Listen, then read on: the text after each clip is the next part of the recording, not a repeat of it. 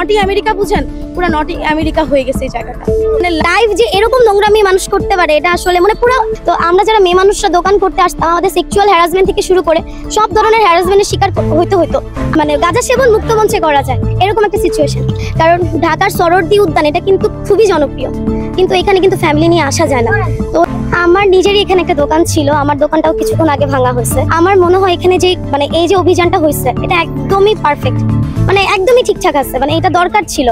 কারণ এখানে মানে দোকানের কথা যদি বলি, এখানে যেসব দোকানগুলো ছিল, মনে করেন আমি দোকান বসাইছি, আমি আমার ভাইকে নিয়ে আসছি, আমার ভাই আবার তার ভাইকে নিয়ে আসছে, মানে এখানে যে দোকানটা ম্যাক্সিমামই পুরাটাই হচ্ছে ধরেন একটা চক্র, মানে একটা ফ্যামিলির পুরো ফ্যামিলি তারা এখানে নিয়ে এসে দোকানটা বসাই ফেলছে। মানে এখানে মানে এই দোকান জায়গা টাইগা নিয়ে যে কি পরিমাণ ঝামেলা এখানে হইতো, মারামারি ঝামেলা কাটাকাটি পুলিশ মামলা অনেক কিছু হতো। আর তার চেয়ে বড় কথা হচ্ছে এই উদ্যানের যে পরিবেশ, বিশ্বাস করবেন না, উদ্যানে মানে ফ্যামিলি নিয়ে যে আসবেন এরকম কোনো সিচুয়েশন উদ্যানে নাই। তার চেয়ে বড় কথা এখানে গাজার আসরে যে মুক্ত মঞ্চ, যেটা আমাদেরকে বিশেষভাবে স্মরণ করা উচিত, সেখানে আমরা এখন গাজার আসর বলে হচ্ছে মানে মুক্ত হস্তে গাজা মানে গাজা সেবন মুক্ত মঞ্চে করা যায় এরকম একটা সিচুয়েশন। আর তার চেয়ে বড় কথা এখানের যে এই পরিবেশগুলা এই যে ঢাকা ভার্সিটির স্টুডেন্টরা বলেন, বহিরাগত স্টুডেন্টরা বলেন, ওরা এসে কাপল জোন এসে যেসব নোংরামি করে আপনি বিশ্বাস করতে পারবেন না। এই যে গ্লাস টাওয়ারেরই ঘটনা, মানে একদমই মানে হচ্ছে চোখের সামনে, মানে লাইভ যে এরকম নোংরামি মানুষ করতে পারে এটা আসলে মানে পুরো নটি আমেরিকা বুঝেন, পুরো নটি আমেরিকা হয়ে গেছে এই জায়গাটা। তো এই জায়গাটার এই যে কাজটা করছে একদমই দরকার ছিল।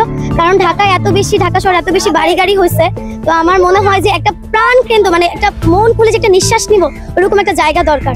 আর এই জায়গাটার মানে এই জায়গাটা এত স্মৃতি, এত যুদ্ধের স্মৃতি বলেন বা ঢাকা ভার্সিটির একটা প্রাণ কেন্দ্র বলেন, সবকিছু মিলে আমার মনে হয় যে এখন যে পরিবেশটা আছে এই পরিবেশটা খুবই দরকার। তো আমরা যারা মেয়ে মানুষরা দোকান করতে আসতাম, আমাদের সেক্সুয়াল হ্যারাসমেন্ট থেকে শুরু করে সব ধরনের হ্যারাসমেন্টের শিকার হইতো।